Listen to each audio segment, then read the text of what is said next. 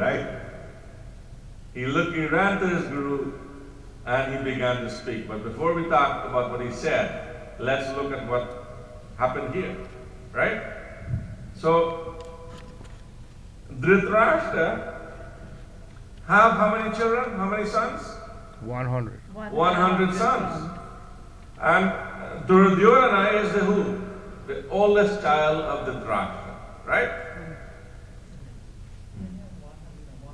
100 sons.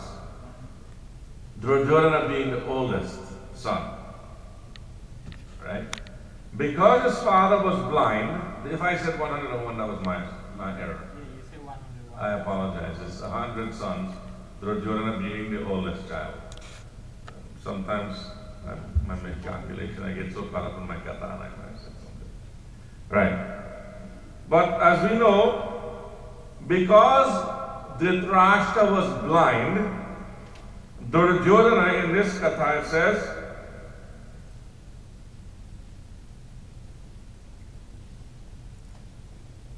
Acharyam upasangamya raja vachanam abravit. Who is Raja? Who is being a king? Raja means king, right? So who is being referred to as a king? Duryodhana is being referred to as the king. Why? Because his father was blind. And Duryodhana ruled in his father's stead. Instead of his father, Duryodhana ruled like a king. Even though he was the crown prince, right?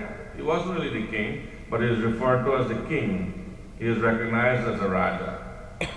So the metaphorical analysis is that the 100 offspring of this blind sense mind King Dhritarashtra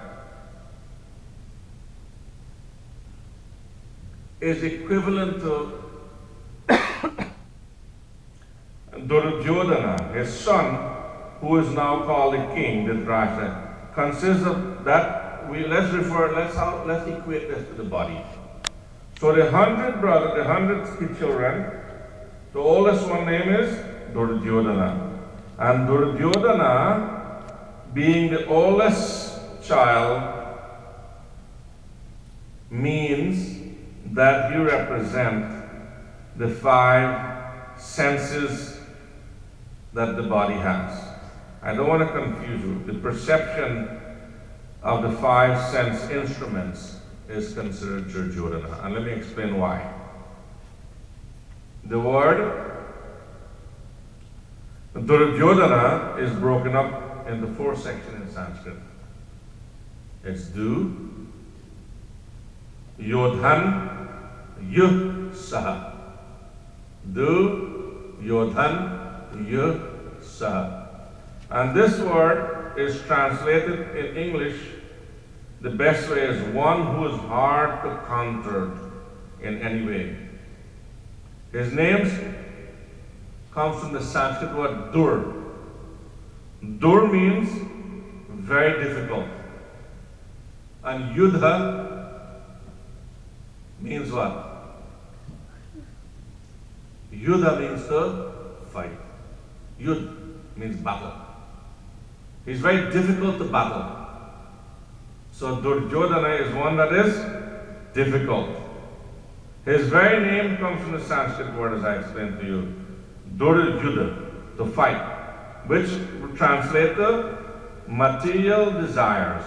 So let's go back to what the meaning of the 5 senses are. They're sight, hearing, smell, taste, and touch.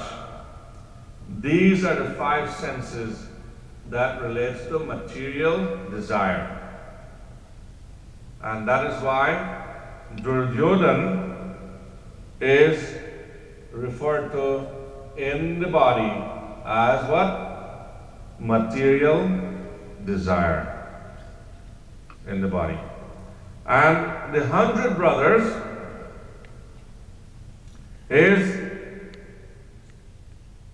are the 5 sense instrument of action.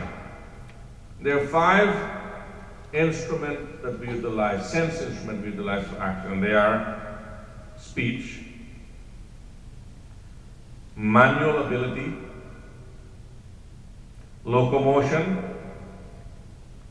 procreation, and excretion. And each one of these has 10 propensities.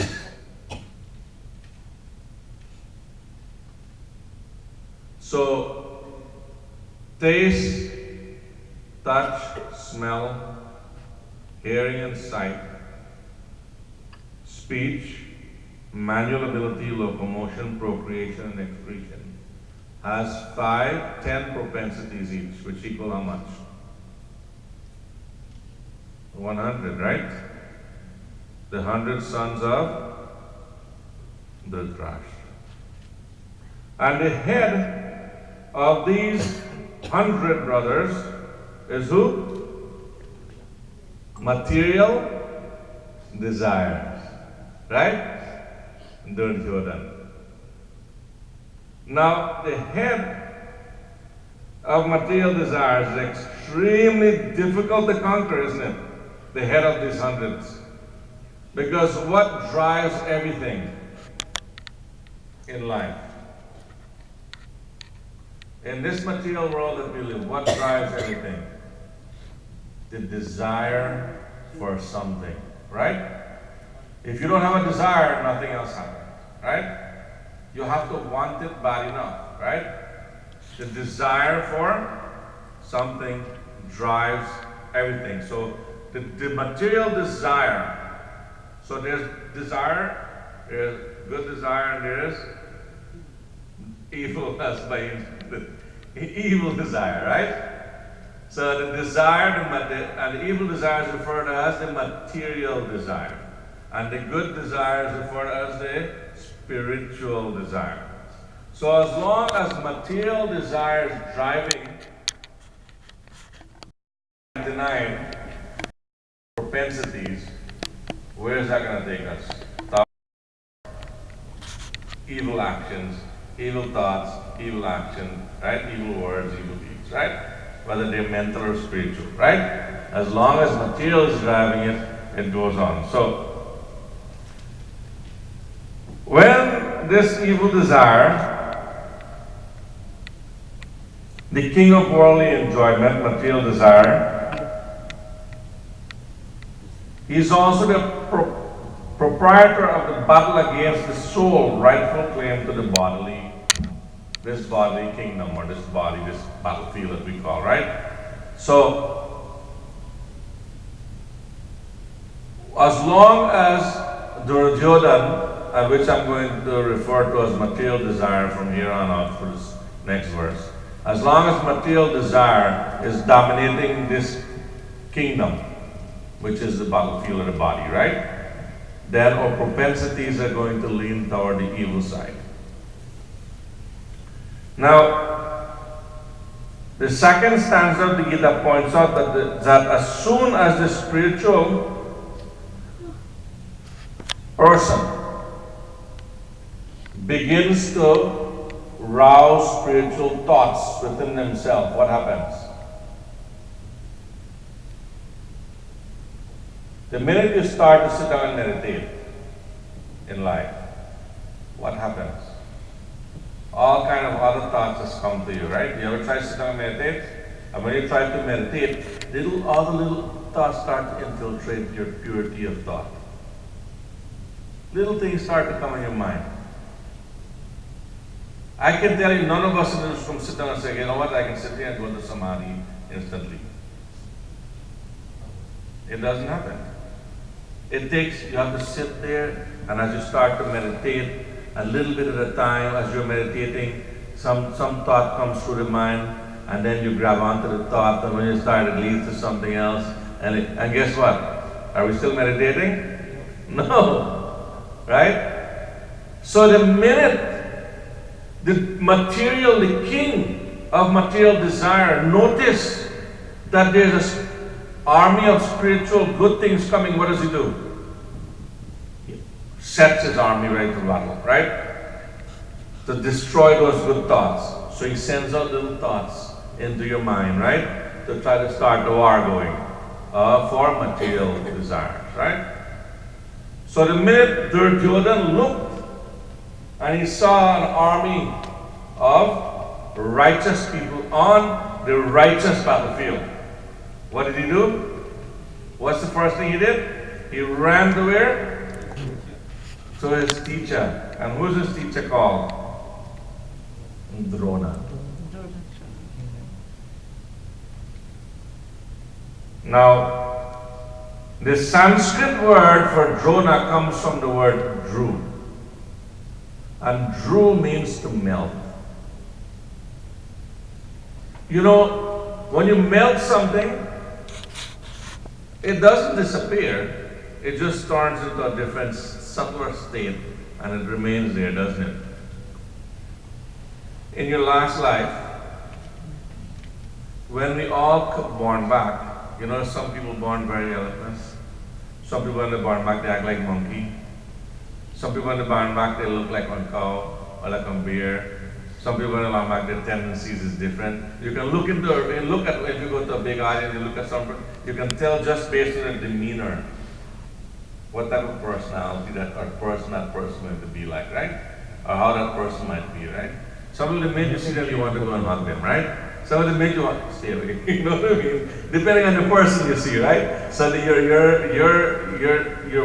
vibration they give out, right? Where does that vibration come from? That is called samskara. In your previous life, in the Gita chapter 7, Bhagavad, Shri Krishna Bhagavan tells us that based on our previous action, that is how we determine where we go. And when we come, we bring with us the footprints of our previous life, which is known as Swadharma. What is it called? Your Swadharma. So when you bring your Swadharma with your previous footprints, guess what? That is Drona. It's melted. So if you were a sadhu, a very good sadhu in your last life, what type of Swadharma? That is where the word Swabhav comes from. From Swadharma. What type of Swabhav does that person have if they were a saintly person, a good person? When they come, what do they do? How you can see them? As very calm, very humble, very soft-spoken, very loving, very caring. When they speak, you want to listen, right? How about somebody that was a bad person, a wicked person, a lustful person? When they come back with them, what do they bring? What kind of stuff?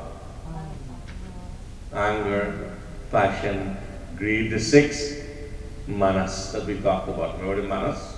The 6 manas the first day when we talked about the different manas. Kam, Krodh, Lobh, Mad. Remember all these? They come looking with that. They think that lead us where? Toward evil thoughts, right? So, Duryodhana, Drona charge means to melt. He is the person that whatever Swabhav you come to him with, that is the way he feeds you back, right? He teaches you. Because he taught both the Pandavas and the Kurus, right? And the Pandavas' Swabhav was very calm, right? They were saints in a way. And the Kauravas were, the 100 brothers were evil, right? And they were taught by the same